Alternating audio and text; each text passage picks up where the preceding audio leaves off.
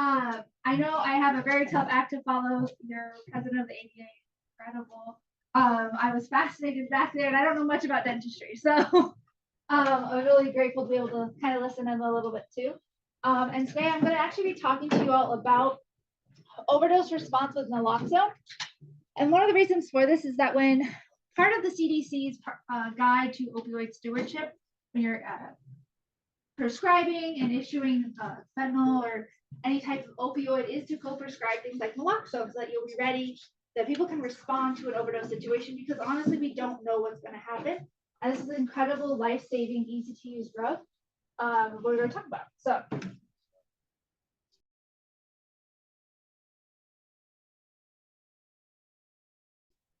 a little bit of our objectives for today. I know if you're anything like me, you like to know where we're going.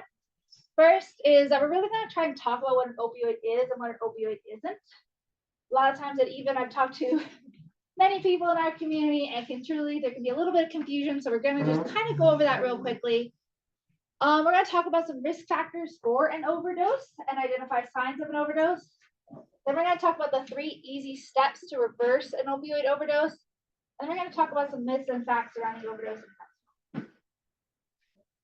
And I'm pretty chill. If you have any questions, feel free to raise your hand, or you can just shout them at me. I don't really care. So I'm here to help you all learn.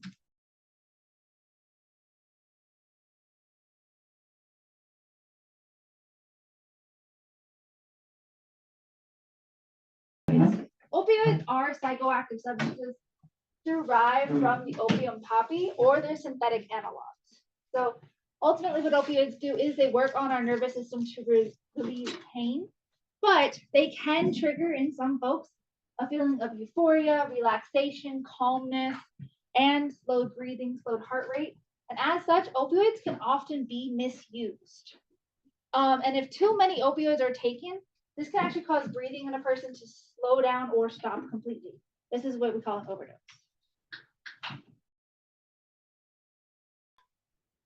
There are 3 types of opioids out there. The first is natural opioids. These are ones that are actually directly derived from the opium poppy. This is when you think of a natural opioid, you're thinking more of morphine, codeine, or opium. When it comes to semi-synthetic opioids, these are ones that are half kind of made in a lab, half are derived naturally from the opium poppy. When we think of those, we think of hydromorphone, hydrocodone, Oxycontin, heroin, which is partially made from morphine as well. And then finally, we have fully synthetic.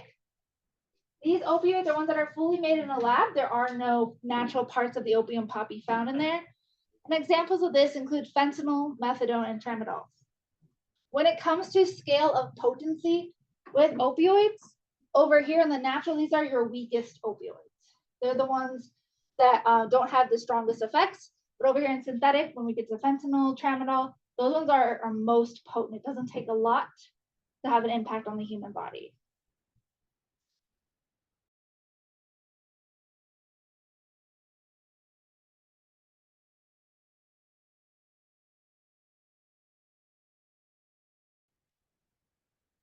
Sometimes we know these drugs by both their generic or their brand name. So on the screen here, I know it can be probably pretty hard to read for those of you in the back who are as blind as the bat like me.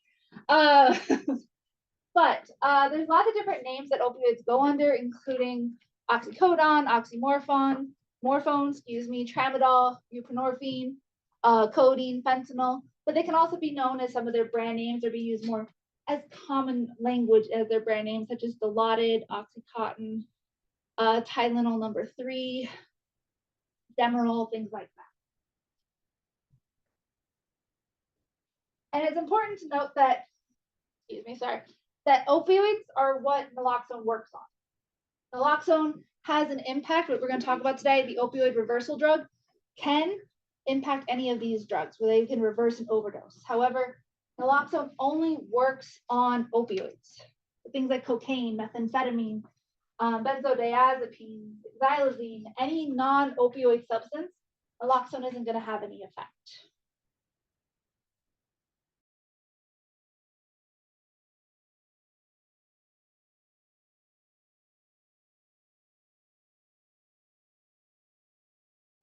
So What is not an opioid in addition to that are some other pain medications such as acetaminophen, ibuprofen, naproxone, benzodiazepines, muscle relaxants, and what I've mentioned before.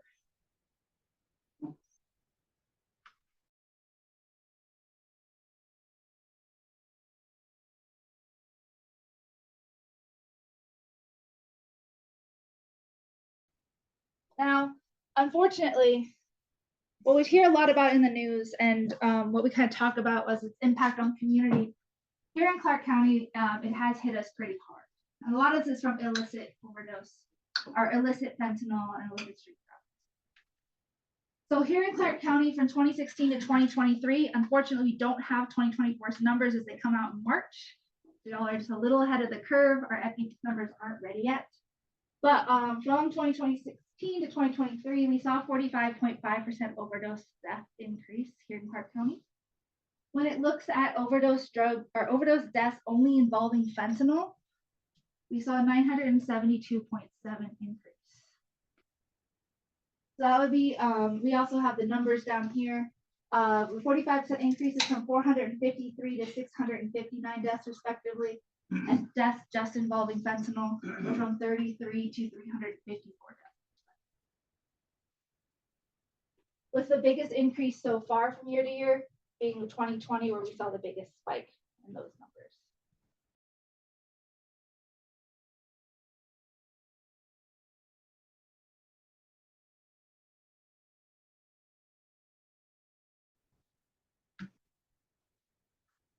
And here in Clark County, it's never just fentanyl that we usually see. Typically, here in Clark County, we see what's called polysubstance use. So people are using multiple different types of substances at one time. And we see this reflected in our Nevada electronic death registry system. So other drugs found in the system of people who have experienced an overdose death include cocaine. Most popular is we see methamphetamine. Methamphetamine is sort of the drug of choice here in Southern Nevada when it comes to illicit substances. Due to the fact that we are a party city, people want to stay awake. They want to be present and awake for their trip. So we do see methamphetamine being the most common drug, benzodiazepines, as well as other types of opioids, including heroin, fentanyl, or other prescription opioids. I know a lot of people might know or heard about, oh yeah, go for it. What age range do you see? That's a great question. Typically, our data shows that the most impacted group is men, ages 22 to 35. It's been trending younger and younger each year. It used to be much older, but it's been getting younger and younger. So we're about 22 to 35. However, it's important to note that when it comes to the rates that these overdose deaths are increasing, we're seeing the most disproportionate rates in communities of color. So specifically Black.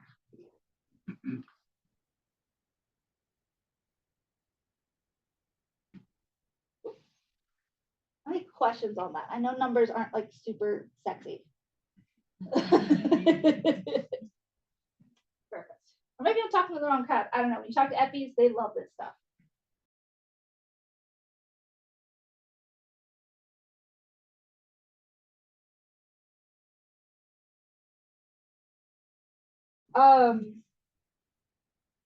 But the thing is to kind of keep in mind, particularly for you all who might be prescribing opioids in your practices, is there are certain individuals who are at higher risk for opioid overdose.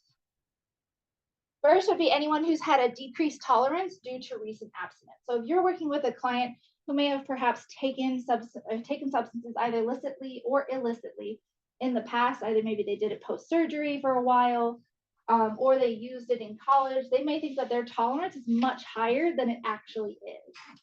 So, but however, whenever there's a period of abstinence, either imprisonment, hospitalization, they went to rehab or detox, or they just haven't taken it in a while because they haven't needed it, their levels of tolerance are going to be much, much lower. So something to kind of keep in mind is how much of the drug are they using and how is it going to impact their body. Additionally, one of the most dangerous ways someone can use an opioid is alone. Not because opioid overdose doesn't just They don't just like, oh, I don't feel so good, and then they can Narcan themselves or naloxone themselves. It's usually much faster than that. People might not realize it at the time, so they just start to feel really relaxed and sleepy. So solo opioid use is one of the most dangerous ways someone could use an opioid. If they're mixing opioids with other types of depressants, whether it's they're mixing it with alcohol or benzodiazepines or muscle relaxants, this increases the opioids' impact on the nervous system and the lungs and the heart. So it makes them at higher risk for overdose. And finally, any type of acute or chronic illness, just like with alcohol, if you drink and you're not feeling so good, it's probably going to have a stronger impact on you. Same thing if someone takes an opioid, whether it's prescribed or not. If they're not feeling well, they've got COVID, they've got pneumonia, they've got HIV, Hep C, any sort of chronic illness, it's going to have a stronger impact on the body and can result and make them more likely to experience an overdose.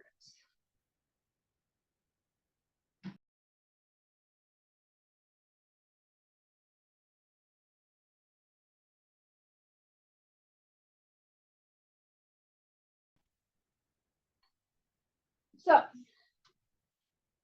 what we can do, what we talk about doing here at the health district is getting trained on how to use naloxone. So naloxone is a very, very easy to use drug. I have doses and doses of it right here. We are going to have a little fun with it in a bit. Don't worry, these are expired, so don't. We're not wasting it. We are being good stewards of our funding here at the health district, but we don't like to let any of it go to waste. But what we can do is make sure that one, when prescribing opioids, or if we know that we have someone who's coming in who might already be on opioids, maybe we didn't prescribe it, but we know they're using it, that we're co-prescribing naloxone. Or you can get it for free through the health district and just give it to your clients or patients as well.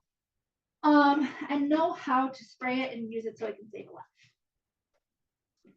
So to kick us off, I know I haven't been talking very long, but oh my goodness, hit the wrong button.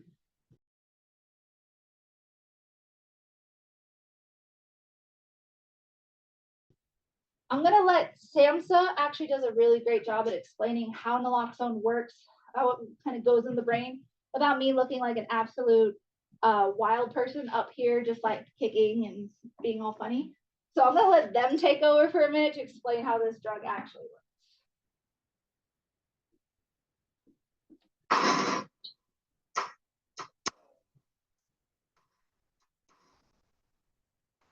People are dying every day from opioid overdose. Parents and children, friends and neighbors.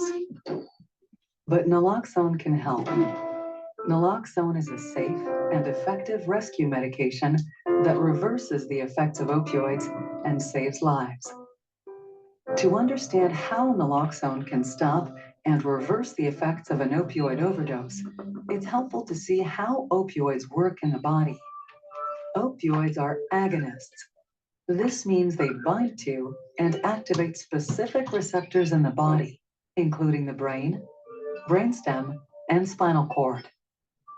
When these receptors are activated, people experience the effects produced by opioids, such as pain relief, euphoria, calmness, relaxation, and slowed breathing. Taking too many opioids causes so many receptors to fill and activate that breathing may become dangerously slow and even stop. This is how an opioid overdose happens, and this is where naloxone can help. Naloxone has a strong affinity to opioid receptors, more so than most prescription opioids and heroin. But unlike opioids, naloxone is an antagonist. This means it attaches to opioid receptors without activating them. So when naloxone is administered during an overdose, it knocks the opioids responsible out of the way and allows breathing to normalize. Naloxone can be administered through an injection or a nasal spray. It usually starts working within a few minutes and lasts from 30 to 90 minutes. While one dose of naloxone can reverse an overdose, sometimes multiple doses are needed, especially in cases involving extremely potent opioids like fentanyl, or opioids that stay in the body longer than naloxone. Naloxone is very safe in single or multiple doses. It may produce withdrawal symptoms in people with opioid dependence, but it has no abuse potential and cannot cause an overdose. It's important to remember that naloxone is opioid specific. It has no effect on an overdose caused solely by non-opioid substances like benzodiazepines or alcohol. At the same time, people shouldn't be afraid to use naloxone when the cause of an overdose is unknown. If opioids were not involved in an overdose, it won't cause any harm. If opioids were involved, naloxone can save a life.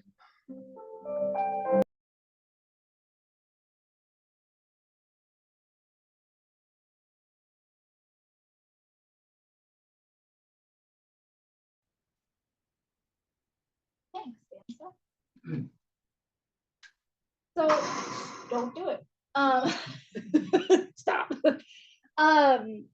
So that's essentially how naloxone works. And so specifically what I'm going to be talking about today is Narcan nasal spray.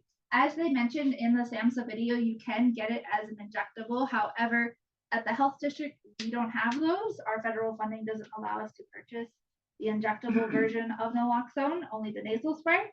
So, so that's why we're going to be talking more about that today, but we are in no way, shape, or form given any money by Narcan or naloxone. Just some things to kind of highlight about that video. One is that if someone is opioid dependent, naloxone will cause sudden withdrawal. So they might not be very happy when they wake up. They might not feel very well when they wake up. They could vomit. They could defecate on themselves. So that's really something to keep in mind when it comes to naloxone. It doesn't mean don't use it, but also just be ready that they might be a little grumpy. To put it lightly, it doesn't get a person high and it's not addictive. Perfect. So when it comes to naloxone, this isn't a medication that's really going to have any impact on the brain. If you're not sure if someone's having an overdose, spray the naloxone anyway, because it has no effect if there's no opioids in the system. I could go into the health district right now and spray every single dose of naloxone up my nose, while I would also be very uncomfortable because that is a lot of spray in my nose at a very violent pace, as we'll find out in a minute. It's not going to have any effect on me. I'm not going to overdose on naloxone. I can't overdose on naloxone. I'm just going to have a runny nose. So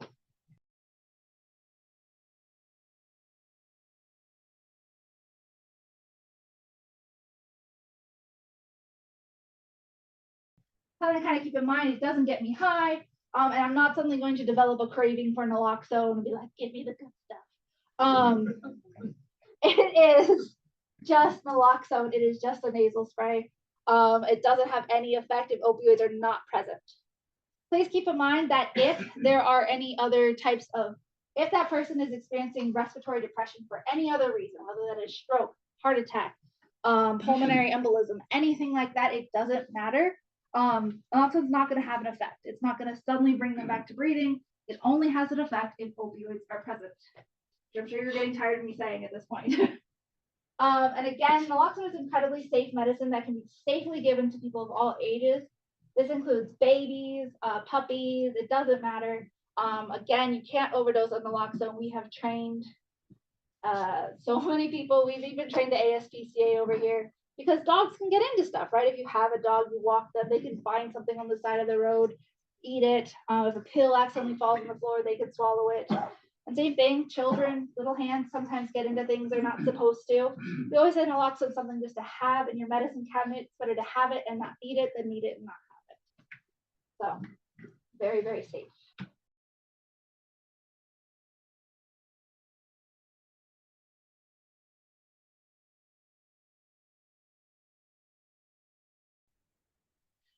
There are 3 types of naloxone. First is a nasal spray. A lot of time when we talk about naloxone, what you hear is people talk about Narcan. It's kind of like talking about Kleenex versus a tissue. They're both the same thing. It's just that Narcan is the name brand. There's also an atomizer nasal spray. So this is essentially a tube that contains the naloxone. But then when you pull it out of the box, you have to put it together and like screw it on. And we got a lot of feedback from the community that in a high stress situation, people don't like doing puzzles. Not sure what that was about. My favorite time to do things confusingly. So we changed that, and that's why we also do Narcan now. Additionally, there's the manual intramuscular injection. So that is like just like an EpiPen, you would draw a vial of naloxone into a syringe and stab them in the thigh, push it in any sort of major muscle group, but we usually say the thigh also is available as well. Any questions on naloxone for a moment? This is like my jam, so sometimes I go a little fast. Something to keep in mind that naloxone only again works on opioids. If it is a non-opioid substance, if it's not an opiate that they're having an overdose on, it does not have an effect. It's just gonna be a nasal spray.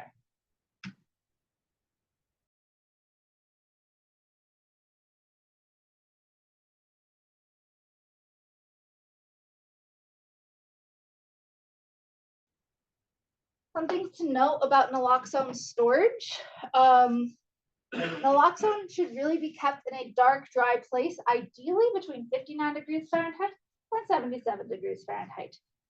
Which means it's best if you ever get a dosage of naloxone, you don't just leave it in your car or put it in your freezer or store it underwater. All of these are not great ways to take care of your naloxone. However, what we say is that hot naloxone, cold naloxone, it doesn't matter, is better than no naloxone. So same thing with people have an expired dose of naloxone, spray the expired dose. It's not going to cause any harm. But ultimately, try your best to keep it in a dark, dry place.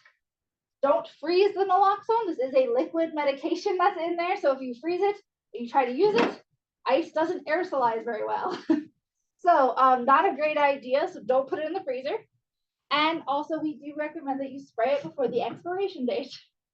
If at any point in time, let's say you do actually, you're like, wow, at home I do have some naloxone, I should check and see the expiration date. If you ever see that the expiration date is coming up, you can always come to the health district and we're happy to give you a new one for free. So we don't charge.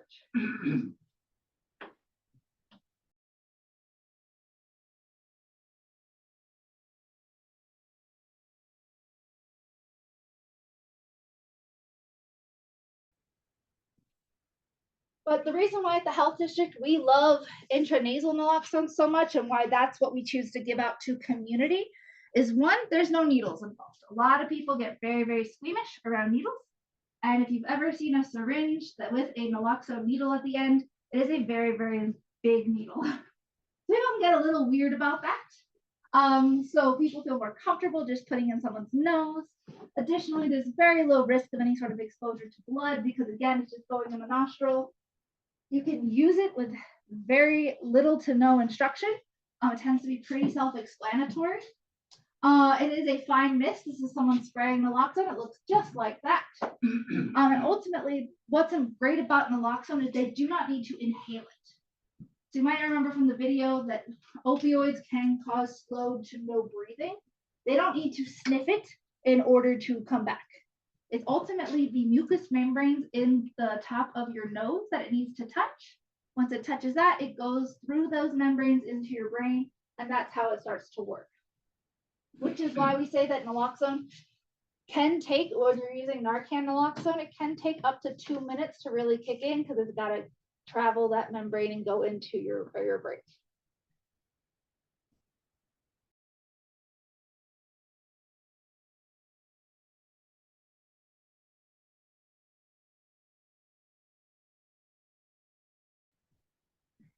There are 3 easy steps to reversing an overdose when it comes to using Narcan naloxone.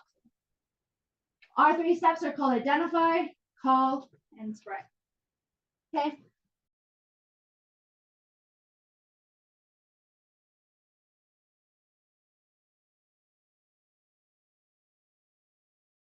So first step is to identify an opioid overdose and check for a response.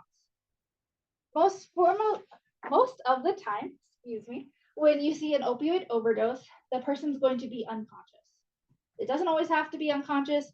but most of the time they are unconscious. So when you see them, go out to them, shake their shoulders. Do not just grab them and start violently shaking them. Just a little shake like you're trying to wake someone up. If you know their name, ask their name, shout their name to try and wake them up. Otherwise, just saying, hey, are you okay? Can you hear me? Is good enough. Give their shoulders a little shake. Now, if they aren't waking up to their name being called or you asking them if they're okay, the next thing would be is to issue a pain cue. Something to get that body to acknowledge that you're there. A lot of times you'll hear that that sternum rub is the way to go. However, if it's winter, there's a lot of clothes on, or it's just kind of an uncomfortable area to be putting hands, right? So we have found that what is best is to actually do what's called a trapezius squeeze. And most of you have probably experienced a trapezius squeeze before in your life. If you ever had a bad shoulder massage by someone who I'm sure cared about you very deeply and was trying to do a nice thing. And they go like this and you go, ow, ow, ow, ow, ow. That's a trapezius squeeze. Congratulations, you know what that feels like. However, we do recommend to be a little bit more forceful than what you've probably experienced in the past. You're going to go ahead and grab that shoulder muscle, which is right here, kind of at that neck to your shoulder. Grab it, and we say pinch really hard and twist. That's going to give a pretty significant pain cue to them in a way that you could easily get their jackets or shirts or anything like that and not have to worry about taking anything off. So a quick pinch and squeeze or pinch and twist, that's all you need to do.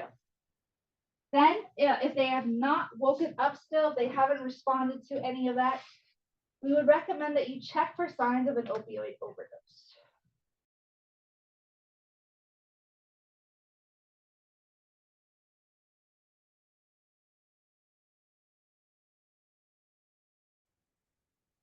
So one of the first signs of an opioid overdose is that they're not going to respond to commands or stimulation. So again, we've tried the pain stimulation. We tried talking to them. That's a pretty clear sign that there's something going on. Additionally, if you hear choking or gurgling, sometimes called a death rattle, they might still be breathing a little, but it sounds more like they're having it, like they might sound like a really heavy snore as well, like sleep apnea snore. If they're awake but unable to talk, this is pretty uncommon. However, just like someone can fall asleep with their eyes open, someone can go into an overdose state and their eyes can still be open, making them look awake, but they're not responding to you in any sort of way. Additionally, cyanosis tends to be a pretty clear sign as well. Again, when we talk about opioid overdose, the biggest threat, the biggest fear we have is them not breathing. So cyanosis is a pretty clear sign, usually the one that's most easily identifiable. They'll have those blue lips or fingertips. If they are a darker skinned individual, they're going to have gray lips or fingertips. So it won't be blue, but they'll be like a light gray. They also might have sweaty, clammy skin. Their breathing is slow or irregular or might not be there at all. We usually say if it's less than 10 breaths per minute, that's a sign that you are in a situation that's pretty dangerous. So anything that's less than 10 breaths per second, we would say administer naloxone. 10 breaths per minute, you don't need to breathe 10 times a second. 10 breaths per minute, that is going to be a situation where you want to administer that naloxone. Additionally, if you feel for a pulse and it's faint, you may not feel very strong. And one of the clearest signs is going to be those pinpoint pupils. So the blacks of your eyes are going to be really, really, really tiny. Or these are all clear signs of an opioid overdose. And please note, I'm not going to print this out and ask that you go through this list and check off and be like, ah, yes, clearly she had it right. I have all the symptoms. Any one sign or symptom is all you need to go ahead and administer that naloxone. Okay, again, even if like, let's say they have pinpoint pupils, but it's not an opioid overdose, you're not going to do any harm.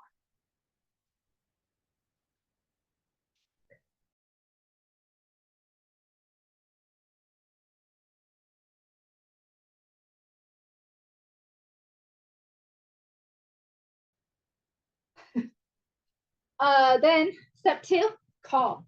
It is important because as mentioned in the video from SAMHSA, naloxone only stays in the body for about 30 to 90 minutes. So if someone is having an opioid overdose and those opioids last in the system longer, then they can go back into an overdose state. So we want to call 911, have them send emergency personnel. We do ask that instead of you saying, hi, I have a suspected overdose, that you tell them that they are just unconscious. Because we might not know, maybe if you know for sure, like I'm having an overdose situation, but for the most part, a lot of times when we're talking to people, you can't be 100% sure that that's what's going on. So just tell them this person is unconscious, they're going to show up. It's also going to get EMT to you very quickly. And if at any point in time you need to leave that person, make that phone call, you put them in the recovery position. And if you're unaware of the recovery position, that's going to be just like, they're kind of like sleeping with their head on their hand. So you bend the knee so they can't roll forwards or backwards. You put their head in their hand and turn them onto their side. So that way they can't essentially roll backwards or roll forwards and asphyxiate on their own vomit if they have vomits while they're unconscious. Any questions on any of this?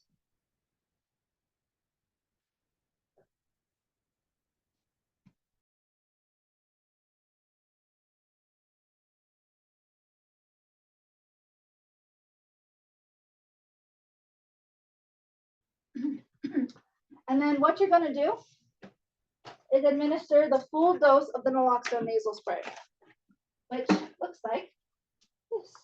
Beautiful, so small. I know I have a lot of pictures up there that are very big. Clearly not to scale. So what you would want to do is just, and again, this is an expired dose. Please don't panic. I'm not just using naloxone. You would just go ahead and peel that back. There's this instructional card, but you don't need it anymore because you're talking to me. We're just going to toss that aside.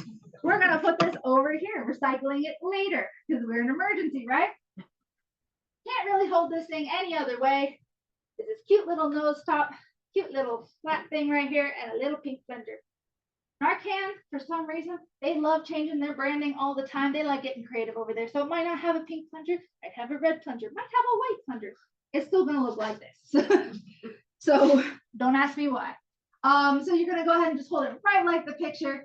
2 fingers right there. You're going to shove it into the nose until your hand touches their nostril. But as deep as you can go. You don't have to be forceful with it, but all the way. And then you're just going to, that's it. Do not prep it. Do not prime it. There is nothing there to prime. The minute you touch that bottom and you push it, it's going. All 4 milligrams are going right into their nose. Super easy. All the medicine, if you've never seen the inside of a naloxone before, it has this cute little, it's like a little glass vial at the bottom. So I love, oops, I broke it. Which is fine because it's done. So you're just going to go ahead and do that, and then you're going to wait.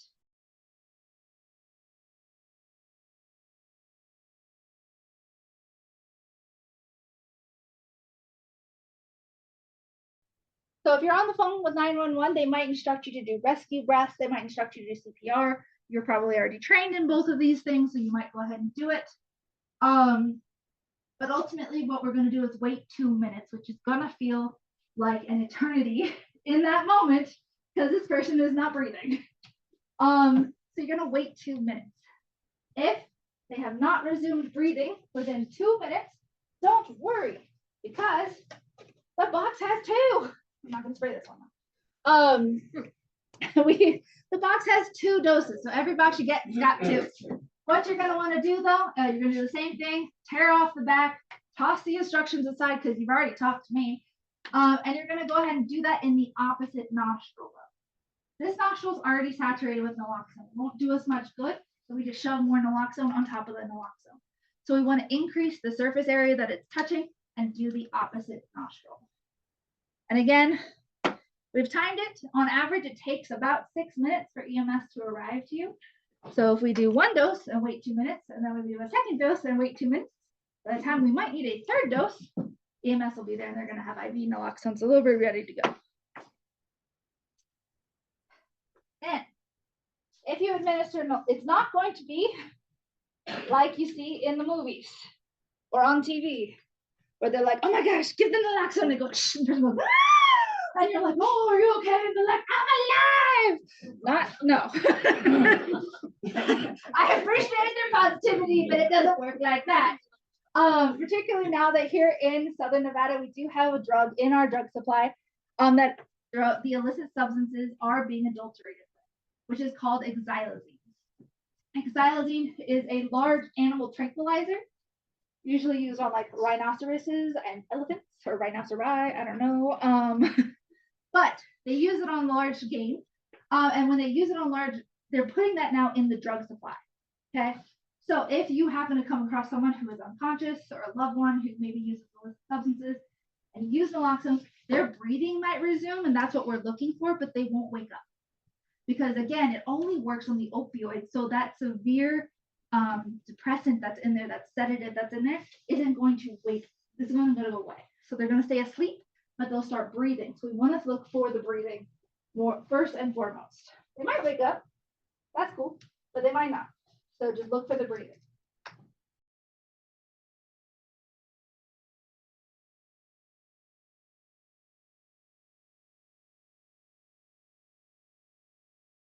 Ultimately, though, whether they wake up or don't wake up, breathing goes or doesn't go, what we're going to want to do is we don't just want to spray the naloxone and be like, yo, thanks. See you next week. Bye. No, but we want to stay until help arrives. If they wake up and resume consciousness, what we want to do is orient them to the situation. This is probably going to be pretty confusing, right? They probably have fallen asleep, going unconscious.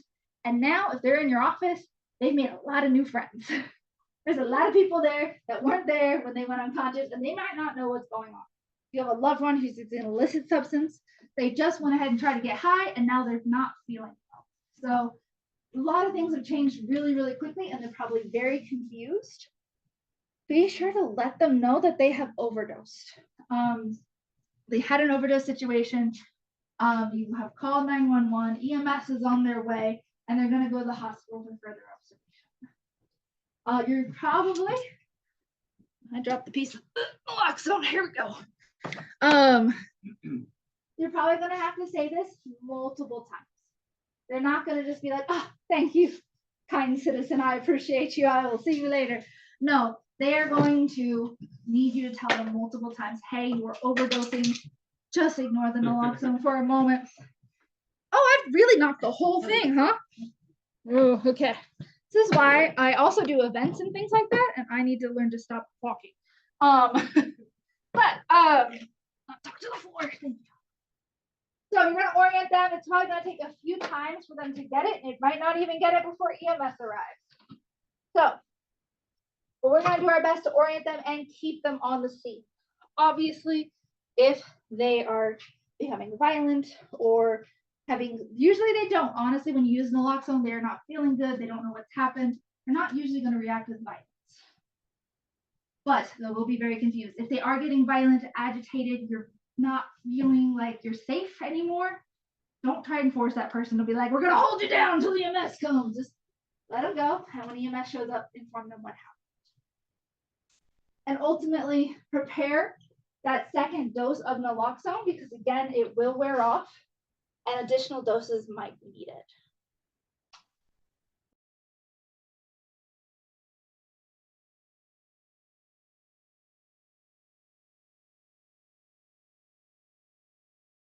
And you might be like, Kat, though, how do I know if they're overdosing or just like really, really high and having a great time? It can be difficult to tell sometimes. However, if you don't know, spray the naloxone, which doesn't really rhyme, even though I wish it would. Just go ahead and spray that naloxone because ultimately it is better to be safe than sorry in this situation. It is better to administer the naloxone and say, oh, whoops, you were just really high, than to say, oh, you were overdosing and I didn't. So it really could save a life.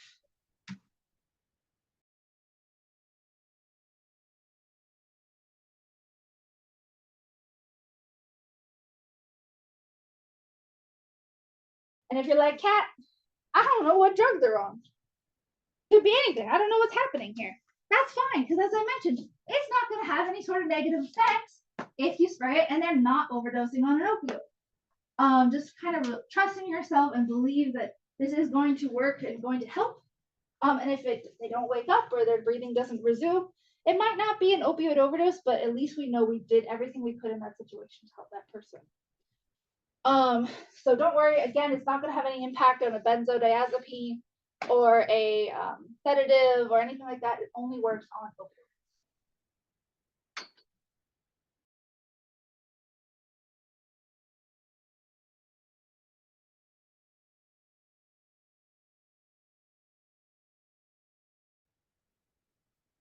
However, I do need to clear up some myths because even the best among us have some very wild ideas of how to fix an overdose, okay? An overdose situation is a one way in, one way out kind of highway. You go in with the opioid, you can only come out with naloxone, okay? So please, please do not start beating up an unconscious person. All right? Do not hit, kick, slap, anything like that. It's not, you already administered the pain cue. You do not need to do more, okay? You're just going to cause an injury to yourself, to them. You don't know. So don't start beating up an unconscious person. It's just not cool. I have had EMS fight me on this one, okay? I'm just like, stop. Additionally, do not take the unconscious person who is already having trouble breathing and put them in cold water. That can cause hypothermia, which also reduces breathing, which can make the whole situation worse. Additionally, ice cold water like that is just a pain cue, and you already did that. So don't put them in ice water. Do not put, as we hear very often, ice down their pants. It doesn't work. And then you're just going to have wet pants, all right? So none of that.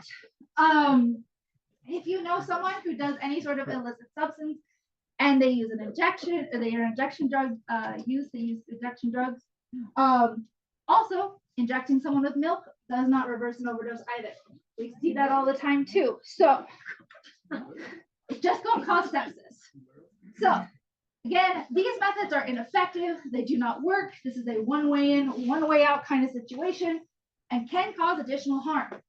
The only way to reverse an overdose is with naloxone. It can be Narcan, it can be in the injectable kind, it doesn't matter. All naloxone is good naloxone, and that's what matters.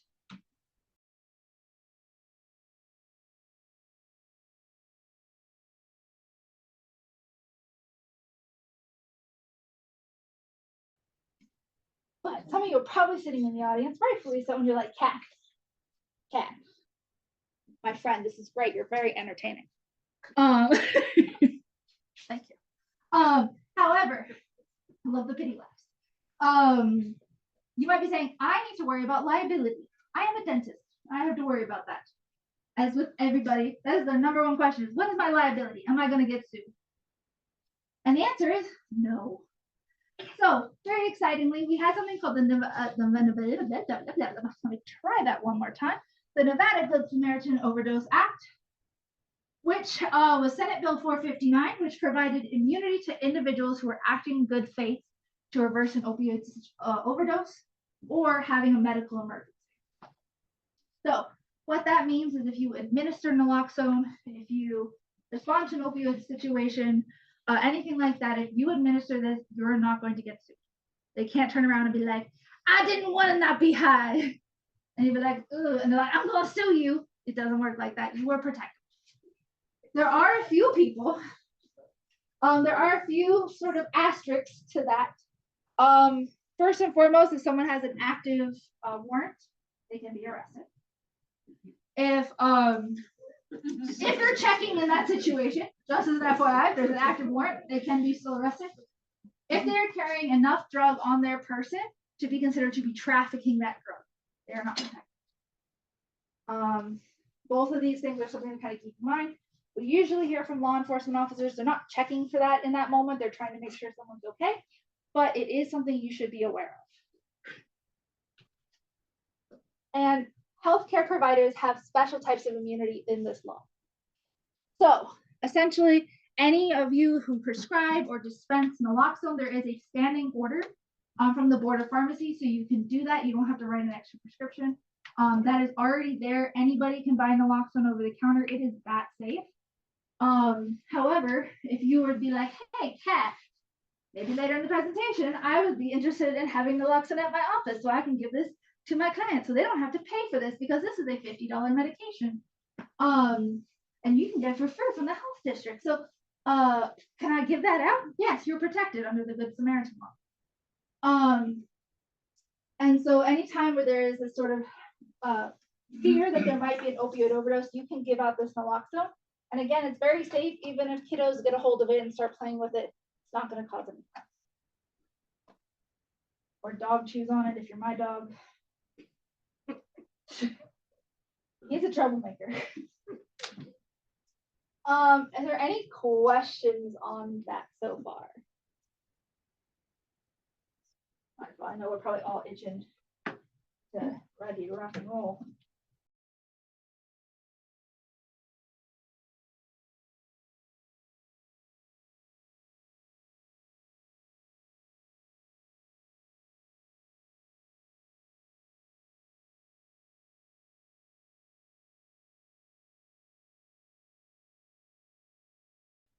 Now, there is so much misinformation surrounding fentanyl. And I am here to tell you that most of that is misinformation and is fake. Fentanyl is literally like any other type of drug out there. Just like I can't take a Tylenol, or I can't put my hand in a bottle of Tylenol and then I have my headache cure, I can't touch fentanyl and suddenly overdose. It's just a powder. Fentanyl also is not this boogeyman that's coming out of the bushes to scare you, like you may have heard on the media. In fact, I know there's several campaigns where it's like the guy goes out and he does drugs and he's got fentanyl on this person, so he takes his clothes off and like puts it in the dryer, but then his kid comes up and hugs him and the kid has an overdose, and the dog comes up and sniffs him and the dog has an overdose, and the wife brings out the clothes in the dryer and then she has an overdose, and then somehow he's not having an overdose, which is my question. Or I love Chicago Med. I'm a huge medical drama person because that's who I am as a person. And they had a scene where they had this like guy come and they're like, we can't understand. He keeps going to what seems like an opioid overdose. They're like pumping him with naloxone, and then they see this mysterious white powder, and they're like, clear the ER, we're all gonna die. That's also, as I was sitting there screaming at the TV, not accurate. Fentanyl is actually just like any other drug. And the clinical risk of exposure to you all, if you see something out in public, or to law enforcement officers, is incredibly low. If you don't believe me, because who am I? I'm just this person running around like a wild woman at 8:30 at night with way too much energy. This room's thinking I'm great, and we're buds over here. Don't take my word for it. Take the word of this lovely gentleman from UTA. Fentanyl is a synthetic opioid. Things like morphine and heroin are opiates that are made from the poppy plant, versus fentanyl is a synthetic made in a lab opioid that hits the opioid receptor. It's really potent, it's really strong. We use it in the hospital all the time. It's a really safe drug when used properly by doctors and nurses. But when it's really concentrated and people are using it at home, they can accidentally overdose very easily. It's a common myth that just by touching fentanyl, you can absorb it, but you really can't. And it's important that we emphasize and clarify that. It's so poorly absorbed through the skin that pharmaceutical companies actually spent millions and millions of dollars to develop something called a fentanyl patch. It's a very special way to deliver fentanyl in a patch that you wear. And even then, it's not very well absorbed. But definitely the powder or pills or anything that you find, not really absorbed through the skin. People who have an opioid toxicity, opioid overdose that ingested some fentanyl or injected fentanyl, they have minutes, maybe just moments to live. So pausing, putting on whole body suit, PPE, or waiting for other people to arrive means that person might die. So we really need to intervene and help them as quickly as possible. That might be by doing CPR. It might mean by giving the antidote, which I carry with myself all the time, Narcan, naloxone. So we have just moments to do that. And so waiting because we're concerned about skin exposure is not correct. Inhaling fentanyl can technically cause an overdose, but it doesn't get aerosolized very well. So fentanyl has something called a low vapor pressure. So you really can't aerosolize it without some very complex mechanism. You can play with it. You can technically throw it up in the air and have it fall, and you really won't breathe significant amounts in. So it's not really dangerous to walk in a building that has fentanyl in it. You don't need a fancy respirator or anything like that. So I told a friend of mine recently who's a paramedic about this because she was really worried about getting exposed to fentanyl. And the relief on her face when I clarified that it's not really something she needs to worry about, that she's not going to walk into a building and touch fentanyl or breathe it in and have something bad happen to her. it was such a relief. She told her family and they were relieved. I think it's really important that we make sure everyone understands how this works. Don't worry, you already know how I talked about it. So are there any questions on that? There's a lot of misinformation, and I would encourage you to look at something with a skeptic eye whenever you see it online if it comes to that. But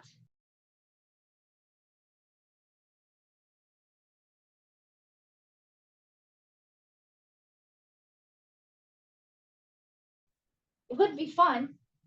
If you haven't had any fun yet, time to really have fun. We're going to turn what we learned into practice. And I'm going to need a few volunteers who's going to come up here, and we're going to have you spray naloxone. These expired doses, again, these expired doses. Can I get at least 2 volunteers?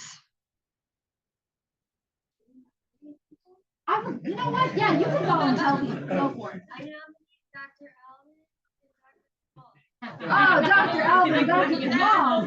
As if we're just Oh, they're my buddies over here. Hey! I love that. Oh, I put 6 doses here, so I can go up to 6 volunteers. Come on, my friend. I know. Here I go. So,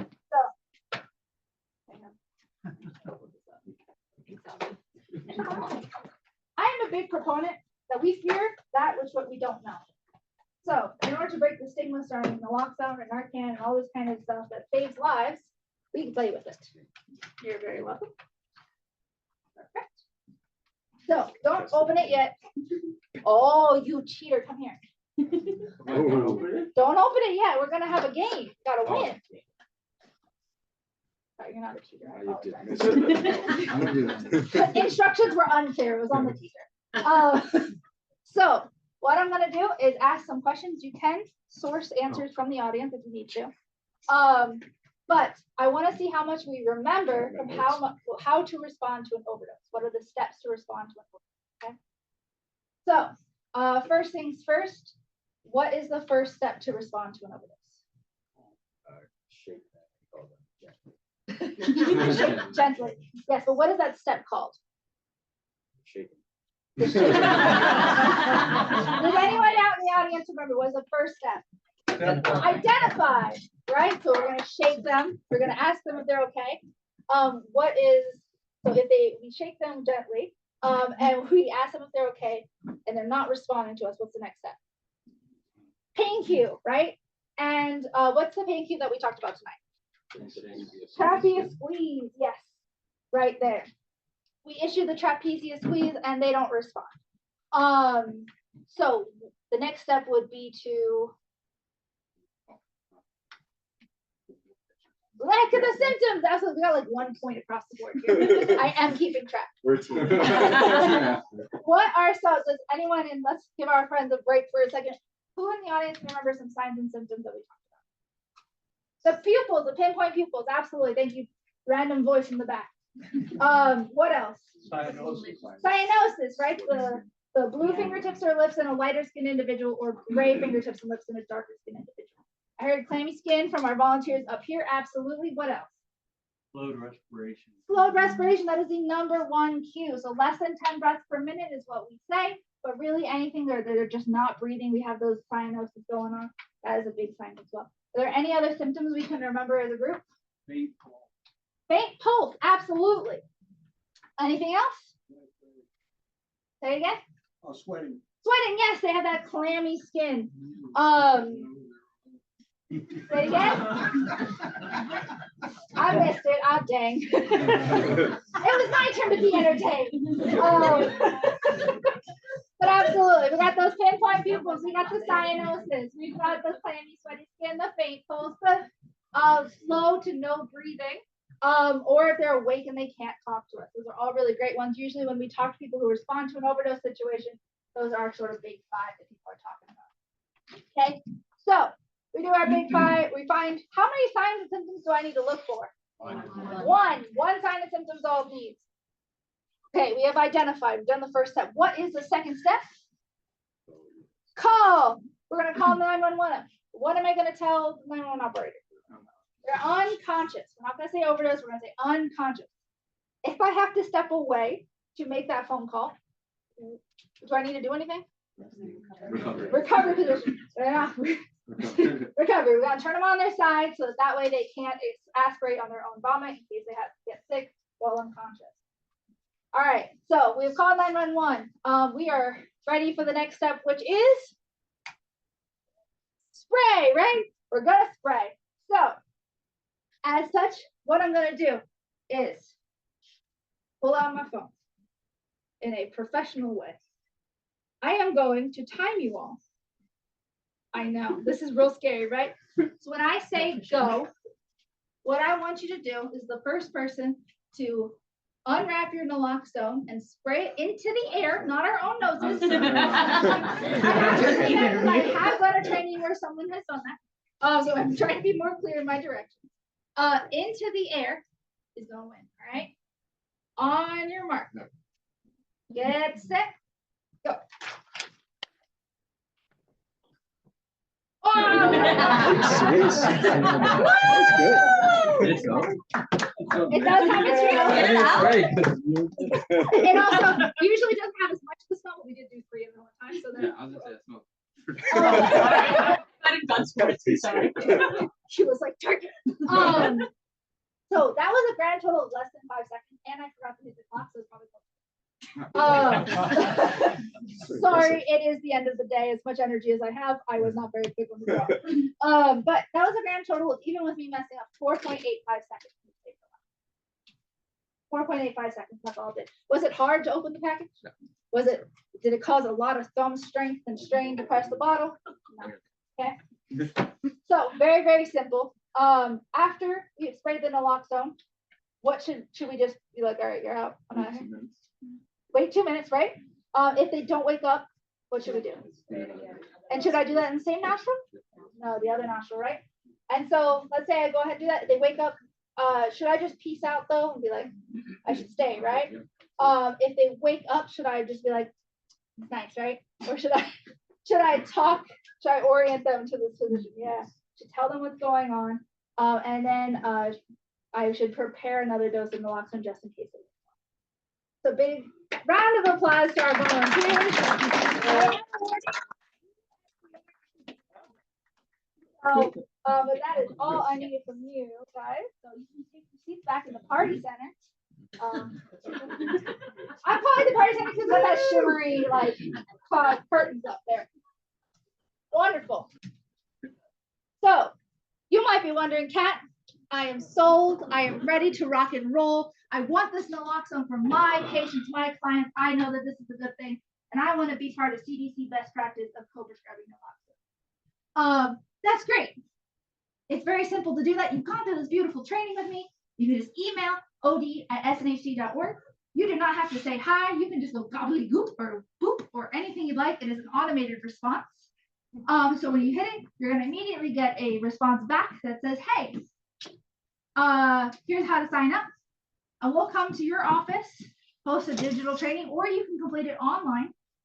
Just so that any other staff who's issuing it can answer questions about naloxone, be ready to spray it themselves. And the state of Nevada does give CEU credits for taking our training.